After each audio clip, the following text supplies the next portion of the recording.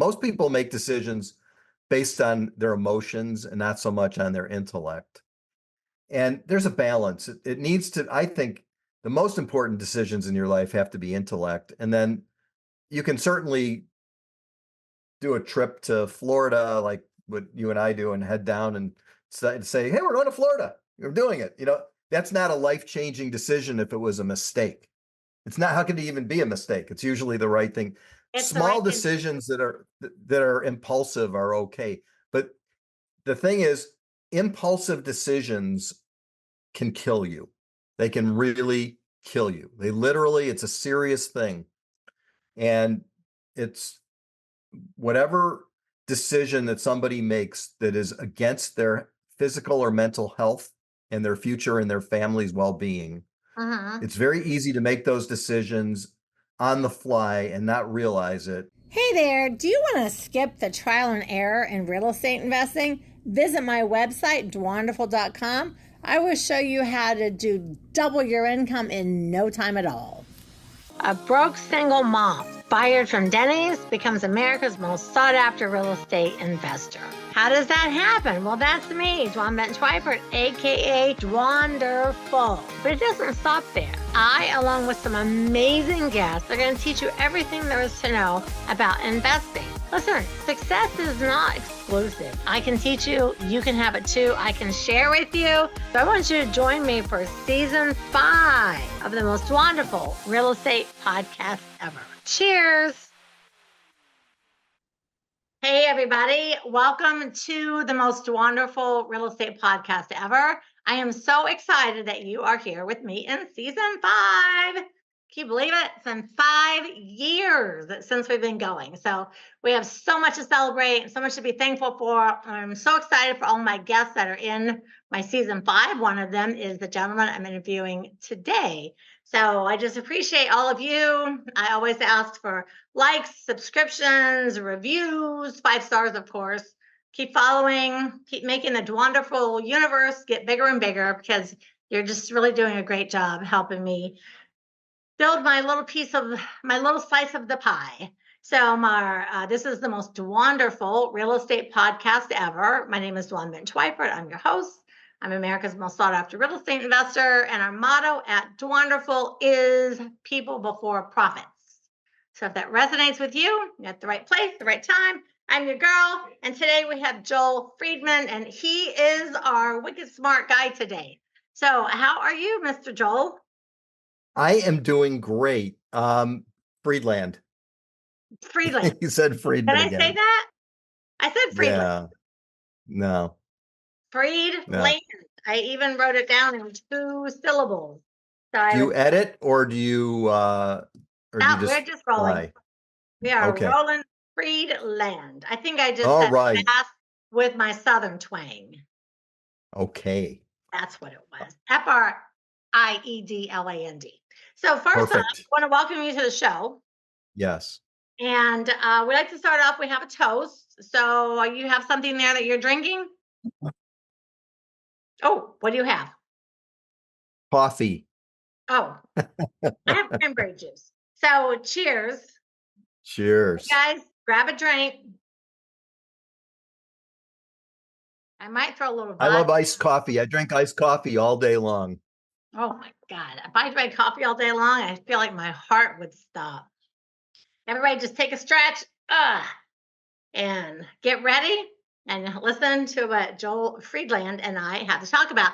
The topic we're talking about today is really, I'm super excited to talk about it because I've never talked about this topic in my whole entire 5 years. So you are the first, like the superstar, the first one to open up this topic. But what I like to do first is have you just tell us in a quick summary who you are, what you do, how we get a hold of you in your own words, and then we'll go back and find out how you came to be. Sure. So I am an industrial real estate specialist. That's all I do. I don't do anything but industrial, manufacturing buildings and warehouse buildings. So we have a company that has 19 industrial buildings that are all leased. We have some great tenants and we have some not so great tenants. we've got the U.S. Postal Service, we have AT&T, we've got Instacart, and then we've got a little company that started doing testing for COVID. And when COVID became less of a health crisis over the past year, Yep. they weren't so busy and they got in financial trouble and they haven't paid rent in a few months. Mm. But industrial buildings are occupied by many kinds of companies, including laboratories. That would fall into the category of industrial. I started in 1981 working for a family that owned I'm going 84 to ask you industrial those questions. buildings. Hang on, hang on. I'm going to ask you those questions. Tell us how Okay. we get a hold of you. Okay. Brit Properties, BRIT with one T, properties.com. Okay, that's easy. And you have, are you on all the socials? Instagram, Uh, Facebook? yeah, I have nothing to do with that. My people in the office do all that. I am just mostly available telephone calls and emails. Do you know your handles on like Instagram and Facebook? Nope, Okay, so you all will I just look him don't. up. Joel, Joel, Friedland, Friedland. You'll just look him up, or you'll go to britproperties.com and you will find him. I'd have to call my son to figure out all the other social media. It's okay. You know, I actually was not too much on social media, but the last couple of years I've done it quite a bit, and I'm really enjoying it. I find myself sitting down at night, and I'm like that person looking through TikTok videos. That's like I just spent 2 hours. But I don't know. I enjoy it. I think it's fun. Okay, so now two things we're going to talk about is that you talk about trauma, mistakes that people have made in their investing. And also, I have not interviewed anyone that does industrial real estate. So I love that because I mean, anything can be in like anything can be in an industrial building. Sure, including say sports uses, Yeah. sometimes gymnastics companies, they need high ceilings, which is what we Yeah. have. Yeah. So industrial buildings have badminton. We just signed a lease with a badminton company, uh, all kinds of indoor soccer, you name it. Yeah. And And industrial and manufacturing and distribution and HVAC companies, yeah. anyone who stores something in a warehouse. Yeah, because I think a lot of people just assume if a company is in like a big warehouse, they own the building, but they Yeah, rent most like don't. anybody else. They do. Yeah, three-quarters of the buildings are occupied by tenants. Only 25% are owned by the occupants, plus or Yeah. minus. Yeah, we Yeah. just got a in our little plethora of buildings we have over in Clinton, Iowa. There was one that has 3 buildings that are side by side attached with a storage unit and a parking lot. So it's 5 parcels. But the middle one, they used to work on, I think, like really big, like semis and big trucks like that, because the ceiling is crazy high. And the people that left it, there's all these cranes and all these things and that come down from the ceiling, I think to lift engines and things, and they left all of it there. They just left everything. And it's like It's bad. so big. That means you have to I clean thought, it out. I know, I was like, oh my God, look at all this stuff. We need to have an auction here. There's so much stuff in this building, but it's like a big, It's giant terrible. building. I would have thought that people owned it, and maybe they did, and that's how we ended up with it or rented it. But everyone's like, "Oh, I want to rent your building." It's like, really? I would think you just buy one for something like that. But yeah, they can be really pricey, I imagine. Well, most companies make money in their business and not so much on the real estate. The only people that own real estate are wealthy people because they have so much money that they say, well, rather than renting, since I have so much money, I'm going to buy my own building and rent it to myself. Yeah, But usually companies don't own the building. It's owned by the family that owns the business. yeah, And then they make money by owning the real estate. yeah. And you said you have post offices and you have Instacart in one of your buildings. I do. The post office and Instacart are in the same building and they they compete for parking. The Oh, biggest problem we have is parking. yeah. Yeah, I would imagine. A couple of the buildings that we bought are on a main, and it's Clinton, Iowa. Like everyone that listens knows I'm rehabbing this little town. But a couple of the buildings are right on the main drag, and there's only like 2 parking spaces in front of the building, and there's none in the back. It's like, so they have, Yeah, it's not they have enough. to go down to like the block away where there's a big parking lot. But then people are like, oh, I have to walk 2 blocks. It's too far. It's like, oh my God, just go for the walk. I know. That's why I only like to buy buildings where the parking is right in front. Yes.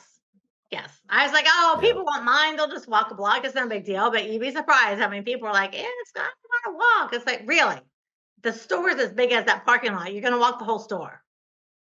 Yeah, especially when it's raining or snowing, nobody wants to walk. That ruins your business if you're in retail or if you have an office. But in industrial, they have to come to work because they make stuff in the back. So the employees have to come, and if it's raining or snowing, they have to come in. Doesn't matter. They have to come in anyway. That doesn't matter. Yeah, that's true, though. I love that. So I do want to jump over, if it's okay, because we talked for a few minutes right before we got on today about the trauma and the mistake thing. So I would like you to touch more on that because I really have not interviewed anyone for that. I've interviewed people that help people through, traumas, childhood traumas, divorces, and etc. But I have also seen many people myself personally, like, oh, I bought a house, or I rehabbed a house, or I bought a building, or someone ripped me off, or it didn't work out, and I lost my life savings, and they just quit. They're like, I'm done forever. It's like, well, don't be done forever. Like you can recuperate from that. Well, okay. So sometimes yes, and sometimes no. Uh, as far as making a bad deal, especially in real estate, Uh-huh. there's no such thing as somebody who's done a lot of deals that's never had a bad experience. There are bad experiences. Yep. There's risk. Whenever there's risk, something can go wrong, and sometimes many things go wrong. And I've had situations where it's been devastatingly bad. And I have investors. I'm a syndicator, so I have a couple hundred investors. And it's very public when you have a bad deal and you've got 50 or 100 investors with you who each put in 50 or $100,000. And now you have to tell them what's happening. You can't hide it. If Right. it's your own deal or you've got one investor, nobody needs to know. But Right. when you're a syndicator, you have to, by what are known as the securities laws, the SEC, the Securities and Exchange Commission, requires that you disclose your track record to people who might want to invest. Mm. So I've had a very difficult 8 days. The last 8 days for me have been maybe the toughest 8 days I've had in 5 years Aw. because, yep, yep. And I'll tell you why. It's been reliving trauma. And I'll tell you what happened. Over the last 35 years, I've bought about 100 buildings with investors. And in 2008, I had about 50 buildings with hundreds of investors. And when the global financial crisis started in 2008 and 2009, Uh, some of our buildings had some financial problems, such as tenants that went out of business right. or tenants that moved out and then the buildings were vacant and we couldn't fill them up because nobody was moving because companies were just, they were white knuckling it just to stay in business. Nobody was Yep. looking to spend the money to move to a new building. So I've had this really difficult thing in the back of my mind, which is I have to disclose my losses to people, but how do you do it? So my lawyer, who's in Philadelphia, said, you need to give people a list of your deals. Mm. So I put together a list, and the list said, I've had 99 deals, and I listed how many were really great deals and how many were good deals and how many were okay deals. And then the last line was, how many deals where we lost money? And by the way, lost some or all of our money on a deal, which can Mm. happen. Mm. So I had this little chart, and the investors who I know say, oh, yeah, it's really terrible that you lost money on those deals. On 10 out of 100 deals, we've lost money. And a very large investor came to me a couple of weeks ago and he said, I want to see the nature of your losses. I want to see what you lost money on and why. Mm-hmm. And I had to make a decision as to whether I was going to come up with a list of every deal that I've ever done and explain the good ones and the bad ones. And I decided to do it. Okay. So it was tough, man. It was really hard because the good ones are easy. Good one, 20% return. Good one, 17% return. Good one, 14% return. But then there were the losses, and I Yeah. had to explain them because that's the requirement. If somebody says I want to see what happened, and I have to explain what went wrong.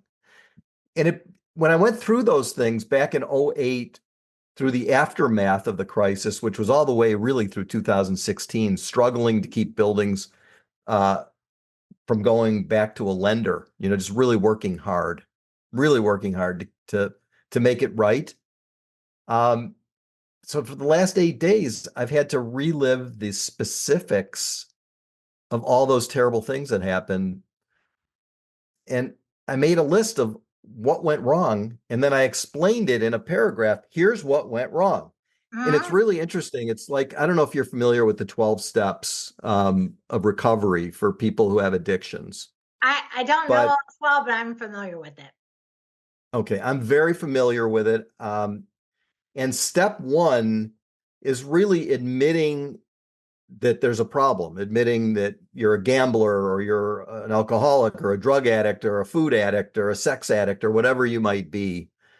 And step one is writing up all the things that brought you to a 12-step program to try to recover.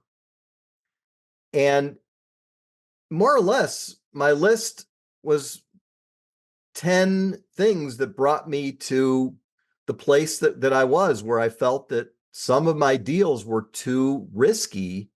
And by the way, risk sometimes goes with the word bet or goes with the word gamble. Mm. So I had to sort of admit to myself that I took more risk than I might have when I was younger and had these deals that went bad. And then I said to my wife, I'm just so depressed. I'm looking at all these things that happened 15 years ago, but it's coming back because I'm making the list, Yeah. and it was really, really hard. It was really difficult, but I finished it. I finished it last night. Oh, yay. And yeah, yeah, hang on. It's in my garbage can. Hang on one. Yeah, no, we want to hear about it. And thank you for sharing something like a personal story like that. I don't think a lot of people like to Yeah. share like personal, and I know people certainly don't like to share their mistakes, but I'm all about telling people all the things I've done wrong. It's like, listen, let me tell you all the things not to do. And Yeah, I also, want to show you I this. appreciate you coming on the call like after you just finished that list, and maybe me and my crowd we can cheer you up. I want to show you something. This is Okay. my list, and you can see that the returns on the top ones 27, 62%, 50. These were ones Yeah. where we flipped deals and made a lot of money. But look at the bottom, loss incurred during the GFC, the global financial crisis. So I have pages and pages of the good deals and the bad deals. And I had to relive all these goddamn bad deals. And it was so hard. It was Yeah. so difficult. Yeah. So you're my first person I'm talking to after coming out of my deep hole of reliving trauma. And I'm so Aw. glad to see you because we're talking positive things. But people need to know that when you take a risk, you can lose. And when you lose, it's okay to mourn your loss and to feel It is. bad about it. It is. Yeah. It is. Yeah. I mean, it's like with business or like with marriage, like Bill's my third husband. So I didn't expect to get divorced the first two times, but when I did, I was like, wow, that was so unexpected and not in my life goal. I was going to be married one time, and but now we just had our 22nd anniversary, and I told him at Oh, this point, congrats. after being my third husband, I said, "Listen, we're going to go till death do us part, and don't make me call in that clause early because I'm not getting divorced. As I got a Yeah. back on 10 acres, man. Don't make me call that in." But That's people, funny. I think, don't think that about business because you're right. I've had a few houses that I've lost money and they were just, one of them was just super embarrassing. It's like, oh my God, I don't even know how I was that stupid to do that. And then everyone knows and people will talk. And then you're like, oh, what do people think about me? And you're exposed to the public. And You do have to mourn that. I think people don't give enough credit to like the grieving process of things. Yeah. Well, so I wrote a little paragraph at the beginning of the list, and it says, of the 100 deals, 10 lost money. And it says, these outcomes taught us painful but valuable lessons, and we've responded by concentrating on solely buying and managing the kind of buildings that did work and avoiding the ones that had common things that didn't work. And you Yeah, know what I do that's really different than anybody, what's Tuan, that? is I do all cash deals with no mortgages most of the time, because the one thing that the deals had in common that we lost money on Yep, is they had 65 to 80% loan to value debt. yep. And I would say of the 4,000 syndicators who have portfolios of over $50 million worth of property, I've done a little study. I think it's 4,000 of us. Um, I'm probably the only one who does no debt deals. And a lot of people think I'm an idiot. They say, well, you make money in real estate because of the leverage. And my answer is, you know what? I learned some lessons from a lot of leverage, and my investors and I are risk averse. And there are people who are like that who say, you know what, I'd rather make a 12% return with no debt than try to shoot for a 20% return with debt where I can incur a loss if things go bad. And right now, a lot of people are struggling because they had floating rate debt and Oh, they're going to lose the properties and give them back to the lender or sell for a loss. I'm not in that position, luckily, because my deals have no debt. But boy, this trauma of looking at the ones that were trouble, it's like enough to scare the crap out of you from doing more risky deals. And you can do more risky deals for a different reason than I can. Industrial buildings are large and they're freestanding and they're single tenant, and they're either oh, 100% vacant or 100% leased. So in my exactly. world, it almost forces me, if I don't want to take risk, to avoid the debt. Yep, But you can do it, because if you buy a $500,000 retail building or an apartment building or a home or whatever, you can put debt on it, because if one deal goes bad, you can cover the payments. yes, But on a deal like mine, where it's a $10 million property, I can't cover that if it goes bad. The yep, bank's going to want to get paid. yep. Banks have no sense of humor. No, I they haven't do found not. They do no, not understand. no, And they don't want to hear your excuses. right. They're like, Just "Ah, pay go us. go tell that to somebody else. When's the payment coming in?" Yeah. I really appreciate you sharing your heart with me. Honestly, you have no idea like how much that touches me. And I just don't think that, you know, it's true. Like there's always some risk in anything, but in real estate especially. But, one of the things I preach to my students is I say, buy all your rentals and pay cash for them. So if there's ever a giant crash in the market, you don't lose all your stuff in one big swoop. And everybody else that teaches is like, leverage your rentals, use that money to buy more stuff and buy more stuff and buy. I'm like, yeah, but if you keep buying more stuff, and then like COVID, some giant thing comes along, you lose all of your shit in one big giant shot. So I Yeah. I am that person that constantly preaches, pay like if you want to wholesale 4 or 5 deals and then pay cash for a rental or cash for a building, pay cash for stuff so you don't ever get stuck. And and that's because in the beginning I lost some rentals and it was like, oh, well, that wasn't very smart having all my stuff leveraged up to the eyeballs. And so I learned, and now it's like I try not to have debt on anything if I can. And if I do, it's very little. But I'm totally against mortgaging everything to borrow more money to buy more stuff. It's Yeah. like, A lot of people do it. And a oh, lot of people have become very rich doing it, because if you're doing it during a period of time when everything's going up, there have been years, many years since 2009, yep. where if you had a pulse and you bought real estate, Oh, you made money. you just had to fog the mirror, like, and they gave you a loan. I The remember the mirror test. I remember the mirror test days. It's like you could just get anything from anyone. Like, oh, can you breathe? You fog the mirror, it's yours. And then people, then the big crash came, and I mean, I know people that lost.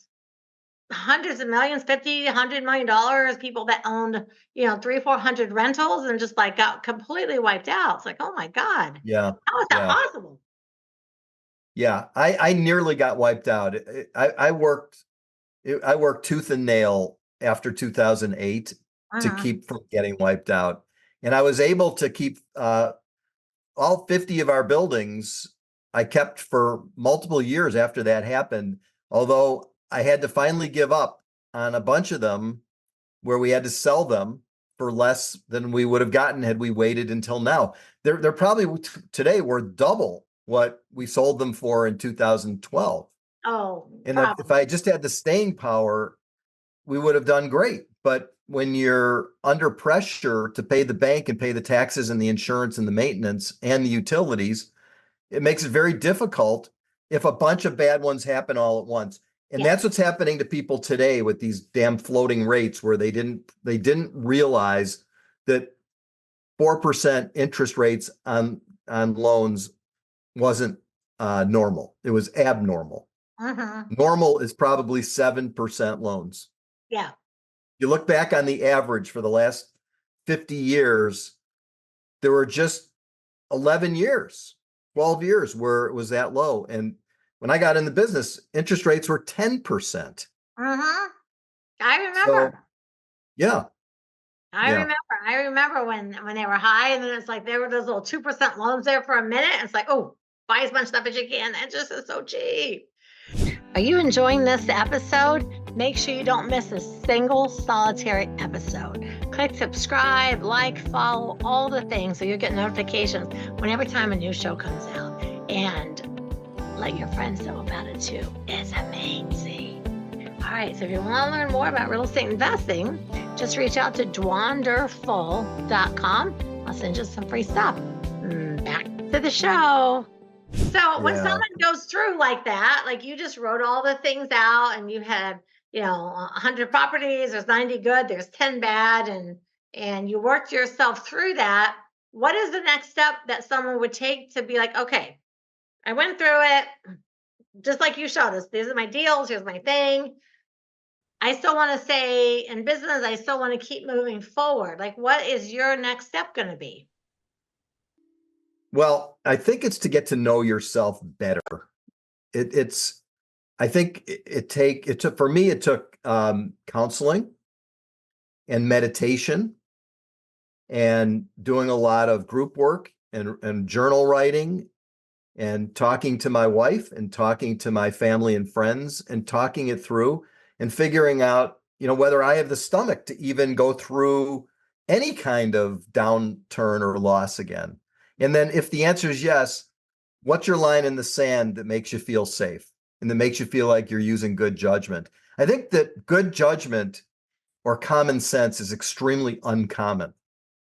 Most people do things, I think it right? is too. I think it is too when you say it that way. Yeah. Most people make decisions based on their emotions and not so much on their intellect. And there's a balance. It needs to, I think, the most important decisions in your life have to be intellect. And then you can certainly do a trip to Florida, like what you and I do, and head down and say, hey, we're going to Florida. We're doing it. That's not a life-changing decision if it was a mistake. It's not, how could it even be a mistake? It's usually the right thing. It's the Small right thing. decisions that are impulsive are okay. But the thing is, impulsive decisions can kill you. They can really kill you. It's a serious thing. And it's whatever decision that somebody makes that is against their physical or mental health and their future and their family's well-being. Uh-huh. It's very easy to make those decisions on the fly and not realize it. And so my main focus really is to make really good decisions. And I have a tool. You want to hear my Okay. tool? It's the word WAIT, which stands for why am I talking? Because sometimes we say things and we say, uh-oh, I just put my foot in my mouth. Why did I say that? Sometimes the better part of judgment is to listen and be quiet So WAIT, why am I talking? And I I use like that a that. lot with my wife and my kids. Because once you I say something, you can't unsay it, No, you right? can't put the toothpaste back in the tube. It's already out there. That's a good one. Why am I talking? And people like we're supposed to wait. And I mean, I feel like for me, like I want to wait. I always want to pray about things. Like I want to, I used to be really insanely destructively impulsive. And now I'm older and wiser. And it's like, okay, now I'm just going to wait. I'm going to just think about something. I'm going to, but like that, oh, let's go to Florida. Yeah. I don't need to think about that. Let's go. How fast can we get to the airport? But yeah, Yeah. I think why am I talking is a really good thing for people in all the areas of your life. You want to I hear another way to interpret WAIT?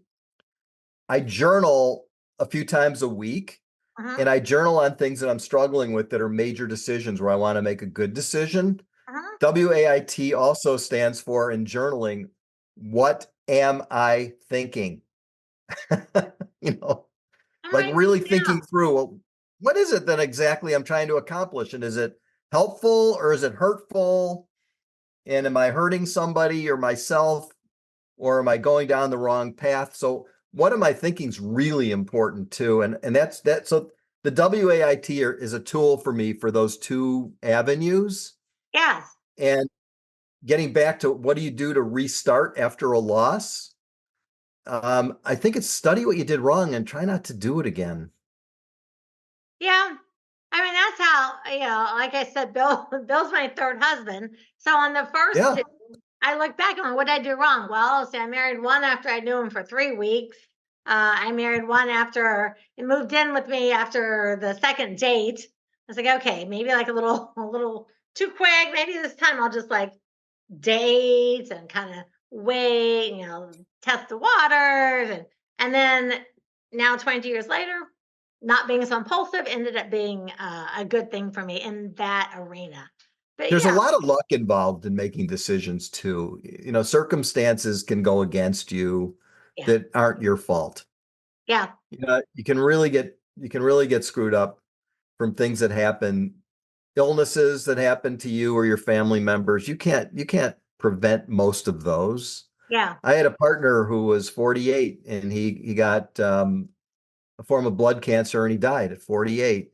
That Oh, that's not about anybody's decision. He didn't make any bad decisions. He just got unlucky. And yeah. sometimes a marriage, you get in with someone, who's an abuser and you didn't know it.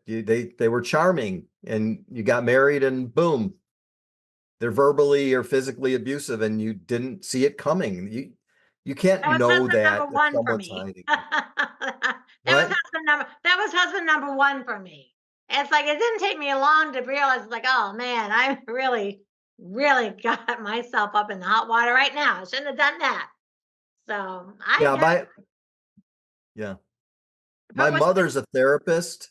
My yeah, daughter's a therapist. My dad was a psychologist. So psychology and counseling is our family business. So we talk about those kinds of things a lot. And impulsive decision making is a very dangerous thing. It can be very fun because you get a dopamine hit. oh yeah, You ever watch that guy, Andrew Huberman? He's got 4 million people watch his podcast about how people think. He's a, yeah, he's a professor at Stanford. Dopamine makes you feel good when you're oh depressed or feeling crappy. Doing yeah, something impulsive that's really fun takes away the crappy feeling. yes.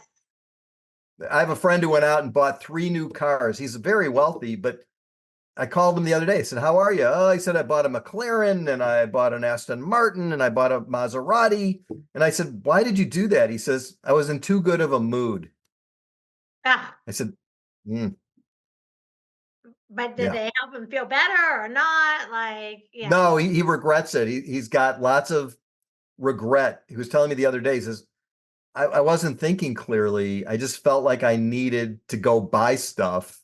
yeah, And impulsively, I bought these things. I said, well, the lucky thing is you can sell them. So yeah, that's he good. can. He can. That's when you drive a car off the lot, it's worth like so much less the minute it Yeah. pulls into your driveway. I mean, point A to point B, and a lot of the value goes. So He says, by the way, I also bought a Corvette, a 1967 Corvette. And I said, holy crap. So you really bought four cars? He said, yeah. I said, well, I want to ask you something. Tell me about the Corvette. He says, let me show it to you. oh, and that feels like a fun decision, that one. Well, he bought four cars in a matter of about 3 weeks, impulsively, probably spent $800,000 on them. That's crazy.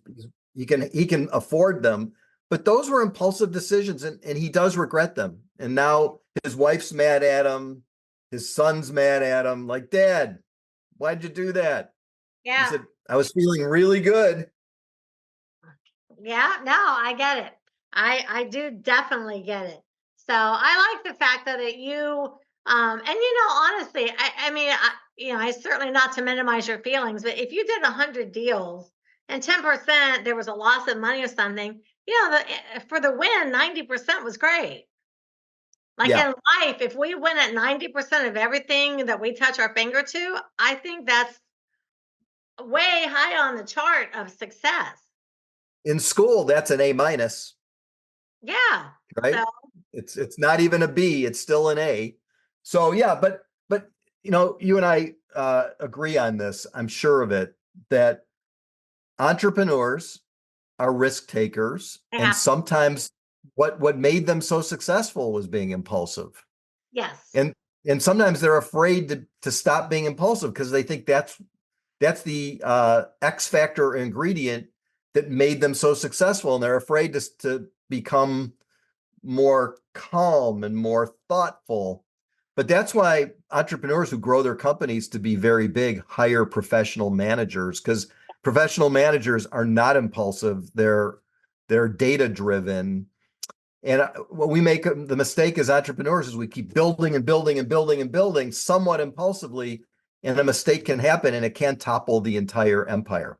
Yep. No, it can. It can. I do believe that too. I mean, I feel like for anyone to own a business or buy a building or anything like that, you have to have some level of risk. You have to have a higher risk factor than the person that, works at a factory for 30 years and, gets their paycheck and their retirement. You obviously have to have a higher risk factor. Otherwise, we would all be entrepreneurs.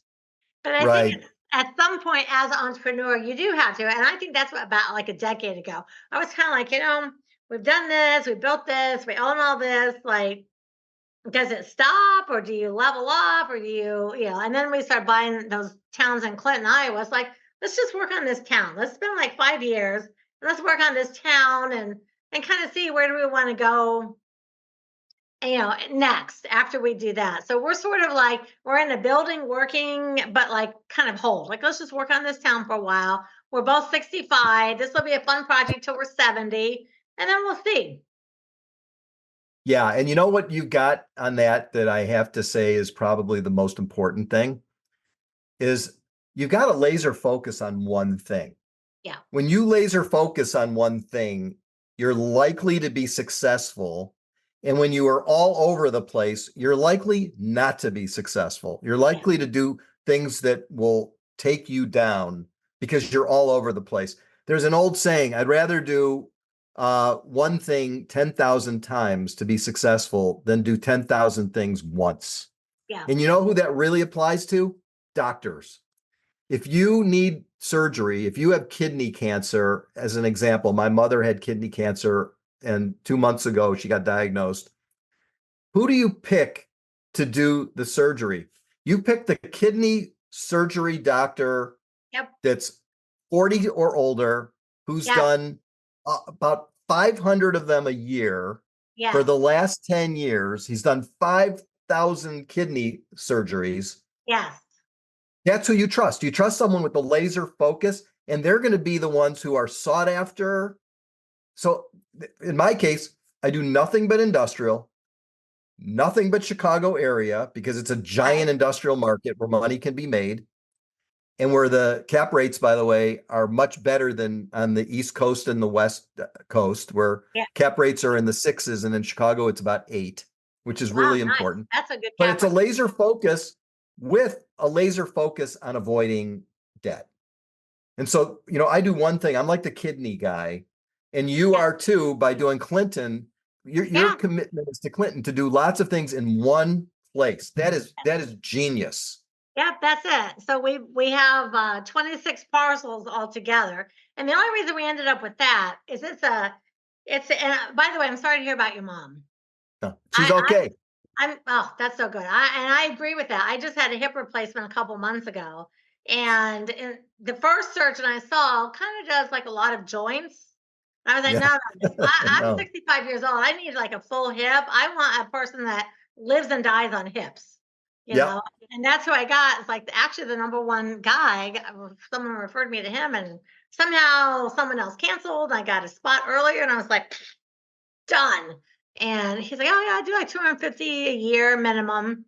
I was like, that's my guy.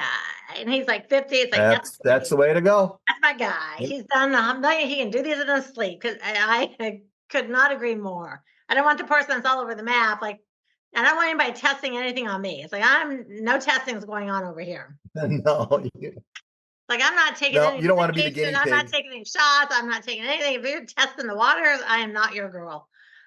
But in our little town, it's a fairly big town itself. I should know how many people are in the town, but I don't offhand.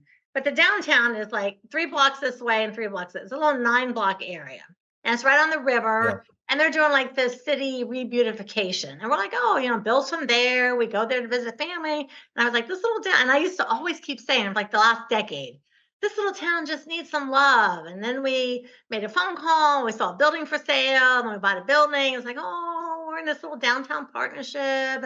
We bought another building, another building. Then we started to realize anytime they want to do like a music festival or they want to do anything, everybody's got to vote. If you own a building, you get a vote. So we're like, hey, let's do Christmas in July. And they go, oh, we tried that 8 years ago. It didn't work. And they voted us down. I was like, okay, let's do Winter Festival. Oh, we tried that, 6 years ago. It didn't work. And I kept getting voted down. I'm like, listen, I watch Hallmark movies all day. I know when there's Winterfest, February Fest, March Fest, St. Patrick's Day, like everything needs to have an event. That's how you get people to come back to an old downtown. So finally, I go to the girl that's in charge. I said, listen, how much property do I need to own to control the vote? Oh, She says, well, you need this many more, which is how we ended up with 26. It's like, okay, now when we vote, we're like, yes, we're in. And everyone's like, all right, because we've. have you watched the TV show Virgin River? No, I haven't. Oh, you got to watch it. It's about a little town, allegedly in California near Eureka, and it's about a little town. There's a little country doctor, and there's a bar where everybody goes to have their drinks and their meals, and it's beautiful scenery.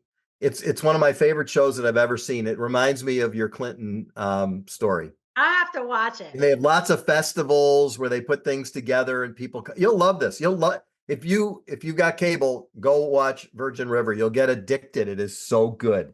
I will. That sounds like what we're doing. So after a while, it's like, okay, well, listen, I can't move forward at the pace I want to move at with everybody voting me down on stuff all the time. So we're like, we'll just buy more, control the vote, and then we'll just take over. So that's great.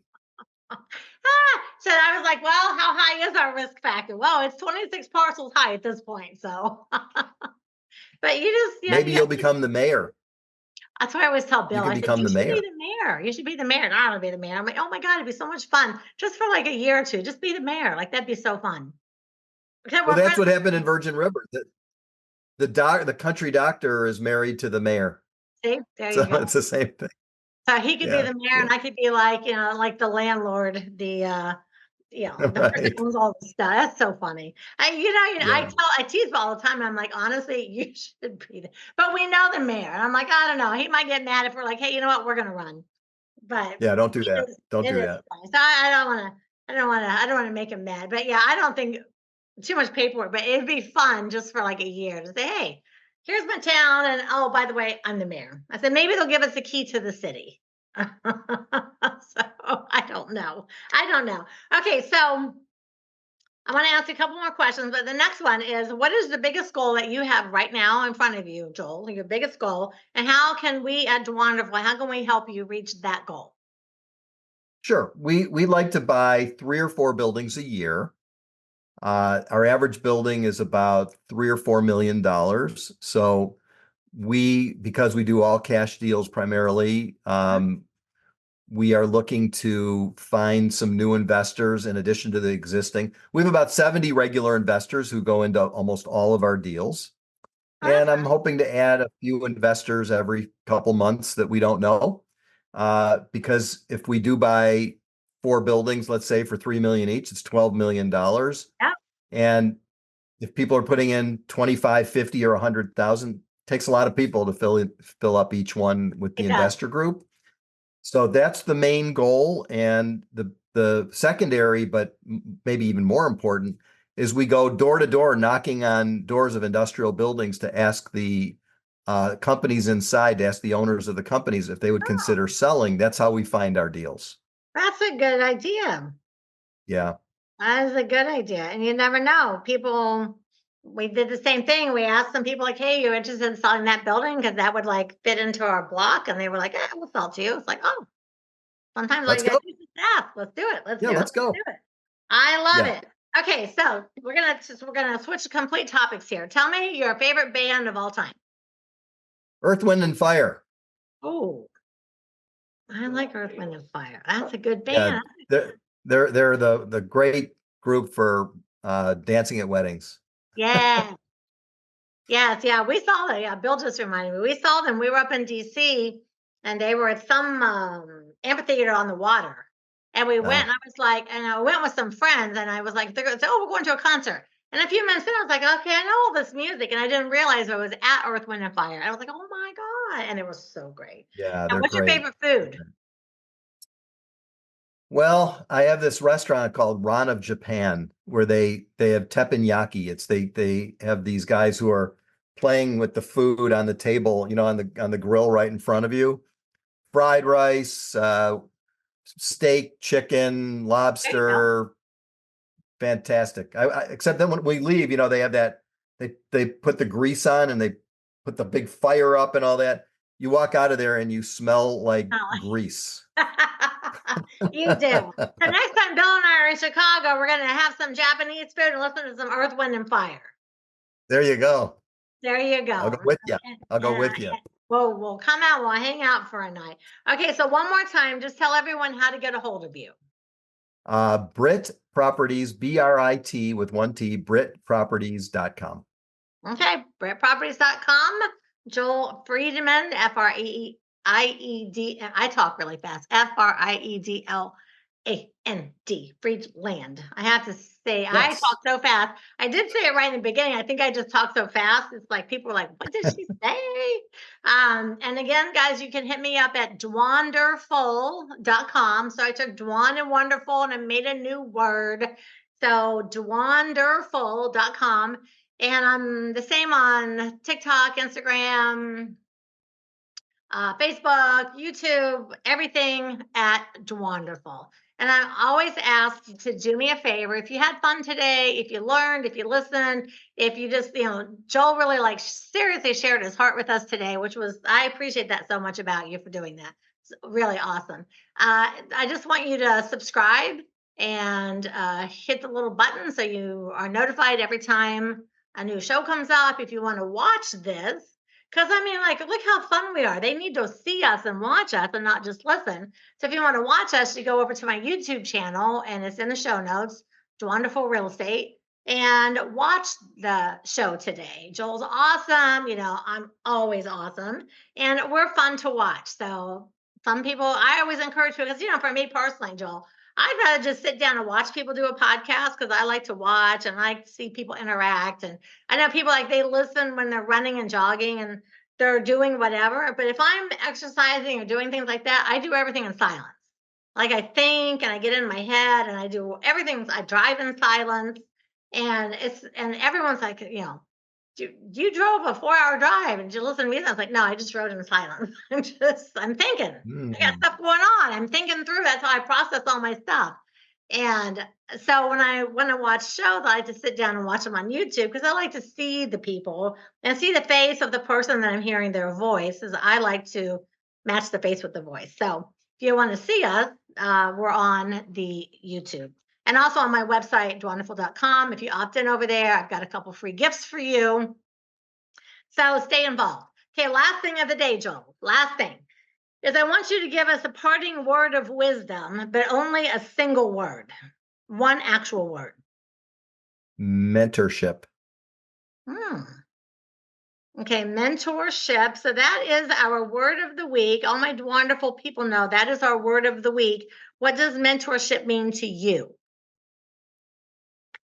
To me, it's people who already know things, who can tell you what they've learned so that you can learn through their experience vicariously and know a lot of things from a conversation rather than going and making some big mistakes because you didn't get taught by somebody who knew better and could have warned you. I could not agree more. I tell every person I meet, you're going to learn everything in real estate by mentors and mistakes, and mentors are cheaper and Exactly. probably better for your well-being because your mentor will help you ideally avoid all of the mistakes that we all make. And we all Yeah, make that's a great way to look at it. Exactly. Yeah, I'm always telling people, like, listen, don't reinvent the wheel. The real estate wheel is there. It's already invented. There are people doing it successfully. You don't need to make a new wheel. Just find someone that you like their wheel and, and work with them. Yeah. That's all. Like, we don't need to Yeah. reinvent stuff. It's already there. And Yeah, I feel like you'd be exactly. great guiding people through the industrial side of things. I want to see some of your buildings. They sound great. Yeah, they're mostly smaller buildings, like between 10,000 square feet and 30,000 square feet. Uh-huh. And when you walk inside, you have no idea from the Yeah. outside what they're doing in there. It's Yeah. fascinating. Yeah. What they're manufacturing, what they're assembling. It's an amazing thing to see what they do inside. Well, when we go to Clinton, if we fly, we always fly to Chicago. So it's not out of the way for me to come and see you for a day, and we'll go out Come and see us. yeah, We have one building that's 1 minute from O'Hare Airport. fun. Okay, well, I'm there. It's a date. I'm with my husband, and we'll hang out. All right, everyone. I know you love today. We'll be back again next week. Same bat time, same bat channel. And remember that the truth is in the red letters. All right, everybody. Ciao. Welcome to season 5. We'll talk to you in a few days. You just had a taste of the most wonderful real estate podcast ever. So just one more thing before you go. If you laughed, if you learned something, please leave a 5-star review. Don't be a gatekeeper. Share it with everyone that you know. And I'll see you back here next week for the most wonderful real estate podcast ever.